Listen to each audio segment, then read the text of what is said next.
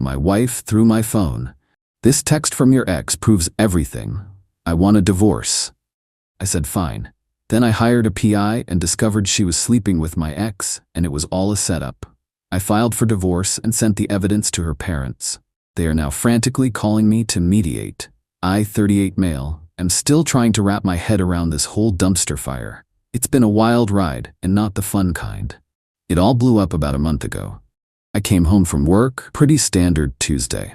My wife, Angela, 35, was sitting on the couch, arms crossed, radiating ice. Before I could even ask what was wrong, she chucked my phone at my chest. Hard.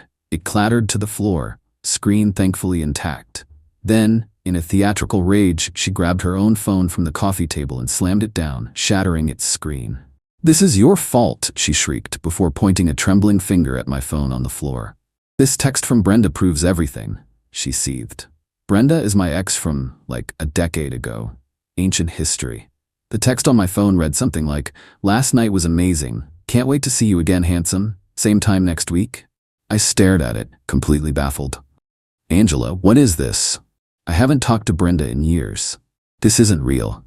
Later, the PI, Mr. Scott, would find texts between Angela and Brenda, detailing how Angela waited for me to be in the shower, then used a burner phone to send that text to my phone, immediately deleting the evidence from the call log and the burner before discovering it, moments after I came out.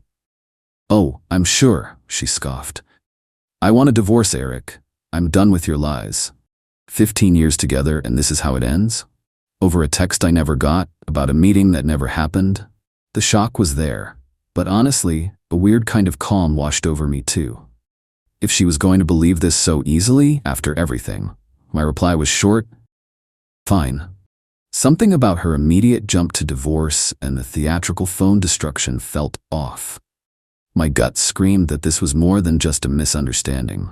So the next day, instead of just moping, I did something I never thought I'd do. I hired a private investigator, told him the situation, asked him to look into Angela, and specifically any contact she might have had with Brenda, and how that text appeared. It took about 2 weeks. The PI, Mr. Scott, was thorough, and what he found? Man. Turns out, Angela wasn't just coincidentally finding a text. She and Brenda had been seeing each other for months. Months.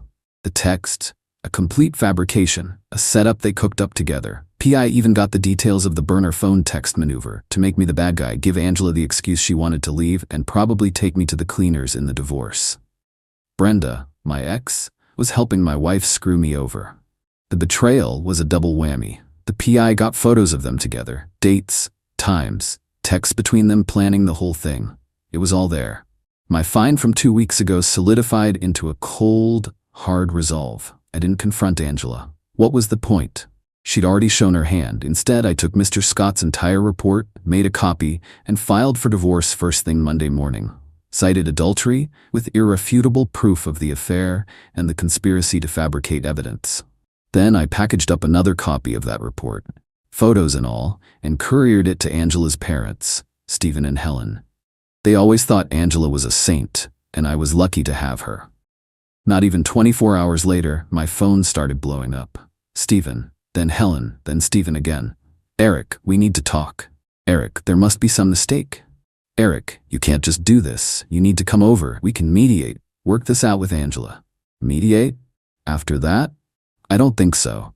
I let it go to voicemail mostly, but the gist was clear.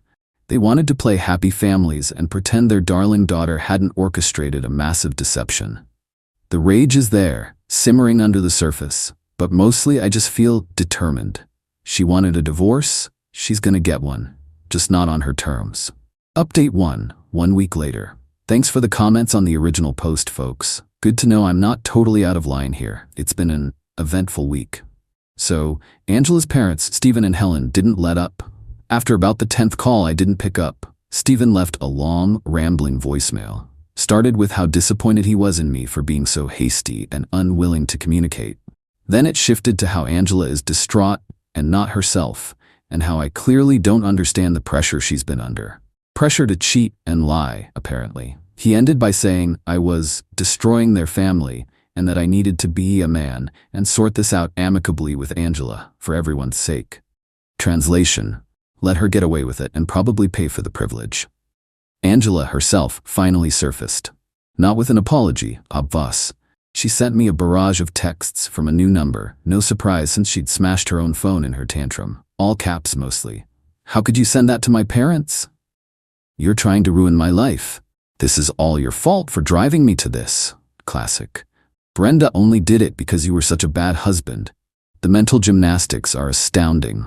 Then came the call from Angela's sister, Anna. I always got along okay with Anna, thought she was more level-headed. Nope. Eric, you need to stop this. Angela is a wreck. Mom and Dad are beside themselves. What you did, sending that stuff, was cruel. Anna, I said, tiredly. Angela was sleeping with my ex, and they faked evidence to frame me so she could divorce me. What part of that am I supposed to just ignore? She made a mistake. People make mistakes. Brenda is a bad influence. You're supposed to forgive. Think of all the years. She didn't just make a mistake, Anna. She orchestrated a deliberate setup. She chose this path. You're being vindictive. She needs support right now, not this onslaught. She'll get what's legally determined.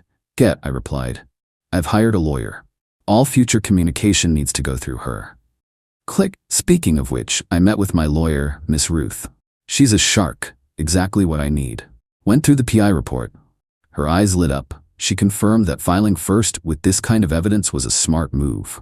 Her main advice was to document everything and not engage directly with Angela or her family. All comms through legal channels. Fine by me. Angela is apparently staying with Brenda. Good riddance. I had the locks changed on the house. It's in my name, bought before the marriage, though Miss Ruth says she'll still try to make a claim on appreciation. The mediate calls from Stephen and Helen have slowed down, probably because I just sent a polite email with Miss Ruth's contact details. Feeling less raw shock now, more like a grim sense of purpose. This is a mess, but it's a mess I'm going to clean up methodically. Update 2, 3 weeks later.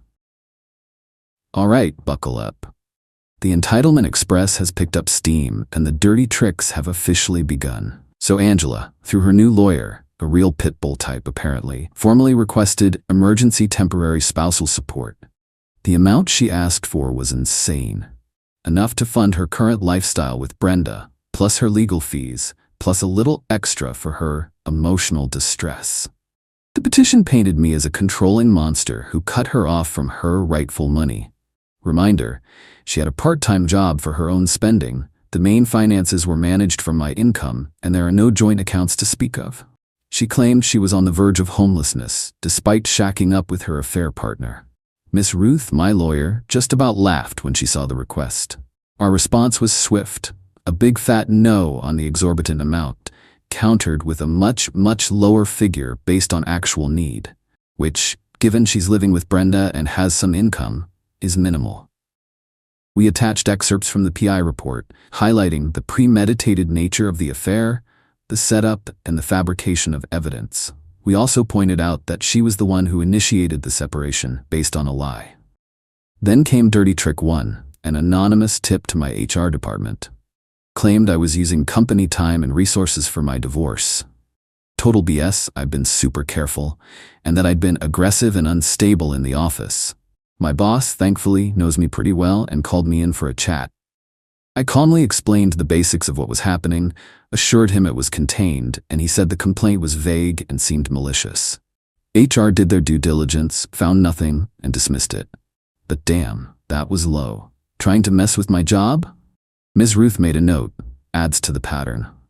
Dirty Trick 2, Brenda, the ex-turned homewrecker, decided to get involved directly.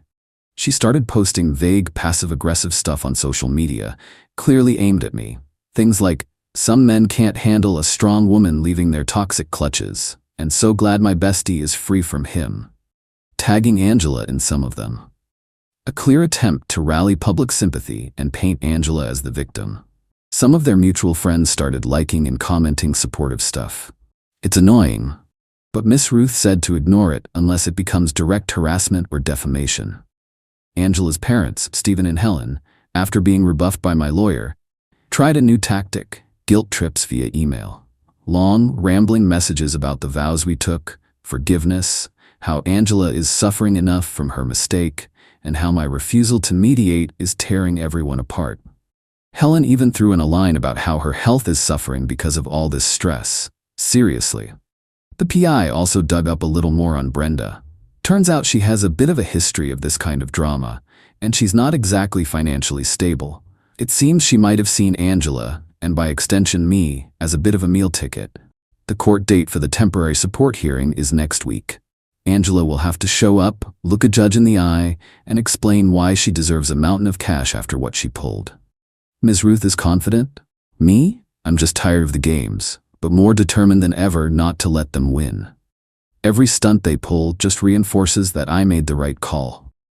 The final update, 7 months on. It's been about 7 months since the text that wasn't, and the world decided to go sideways. The divorce was finalized 3 weeks ago, and yeah, this is the last update. I'm done with this saga. The temporary support hearing was a trip. Angela showed up looking like a deer in headlights, Brenda hovering in the background of the virtual waiting room like a bad smell. Her lawyer tried to paint her as destitute and wronged. Ms. Ruth calmly presented the timeline, the PI report summaries, including the details of how the fake text was planted, the texts between Angela and Brenda, plotting the setup, and highlighted Angela's current living situation with Brenda. The judge was not impressed with Angela's dramatics. He asked her point blank why she didn't try to discuss her supposed marital issues with me before orchestrating a fake affair reveal and fabricating evidence. Her answer about being intimidated was weak, and the judge saw right through it. She got a minimal amount of temporary support, barely enough to cover her share of a cheap coffee, let alone her old spending habits. The judge even commented that her current predicament was largely of her own making. That was a small, satisfying win. The attempts to mess with my job dried up after the first failed attempt. I think they realized I had good standing there, and it wasn't going to be easy. The divorce proceedings themselves were a grind. Angela and her lawyer tried to drag everything out, contesting every little thing. They argued she deserved a huge chunk of my premarital assets due to emotional investment and sacrificed career opportunities. Her part-time Etsy shop selling knitted hats was hardly a booming career she put on hold for me. The real fireworks happened during discovery. Miss Ruth went deep. And oh boy did we find some interesting things. Angela, bless her cotton socks, wasn't just relying on Brenda's support. She had been siphoning small amounts of cash from my wallet for months before D-Day, and also had a credit card in her name that she'd told me was canceled years ago, racking up debt for essentials like spa days and new clothes, clearly prepping her exit strategy. It wasn't a fortune, but it showed a pattern of deceit that went beyond just the affair and the setup. The revenge, if you can call it that, was serving them with the unvarnished truth, legally and repeatedly. When it came to the final settlement negotiations, Ms. Ruth laid out all our cards.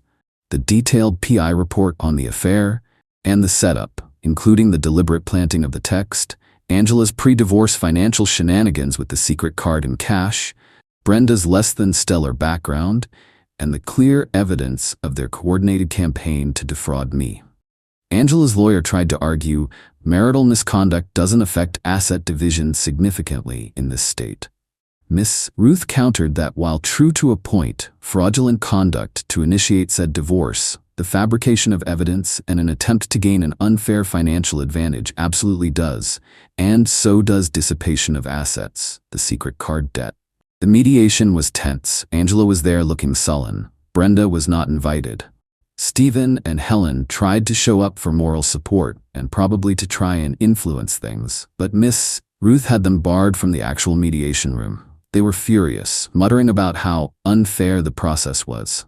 Facing the prospect of having all this aired in open court, including testimony from the PI and forensic accountants, Angela finally caved. The settlement, spousal support, none. Zilch. Nada. Her affair, the setup with fabricated evidence, and the hidden debt torpedoed that. The judge at the temporary hearing had already signaled his displeasure, and her lawyer knew a trial would be brutal. Assets. Since the house was premarital and I'd kept finances pretty separate, she wasn't entitled to much. She got a small lump sum, significantly less than she wanted, basically to just go away. It was less than what the secret credit card debt amounted to, which Miss Ruth made sure was factored in. Legal fees. Each paid their own. Given her stunt, I was happy not to be footing her bill. The aftermath? Angela is apparently still with Brenda, though I hear through the grapevine, Anna, who actually called to apologize to me a month ago, saying she finally saw the full extent of Angela's BS, that their blissful union is looking pretty rocky now, that the financial support from me didn't materialize, and Brenda is realizing Angela isn't exactly a high earner. They're apparently living in a tiny apartment, and Angela is having to work full-time at a retail job she hates. The calls from Stephen and Helen stopped completely after the mediation. I think the finality of it all and the undeniable evidence finally shut them up. They got the full picture of their daughter's actions, and it wasn't pretty. No apologies from them, but their silence is telling. I'm not gonna lie, the last 7 months have been draining and expensive. But getting that final decree was like a massive weight lifted. I kept my house, my job, my dignity. The quiet in my house is actually peaceful now. It wasn't about some grand theatrical revenge. It was about exposing the truth and ensuring that her actions had realistic, legal consequences. She tried to play a dirty game, and she lost. Badly. And that, honestly, is pretty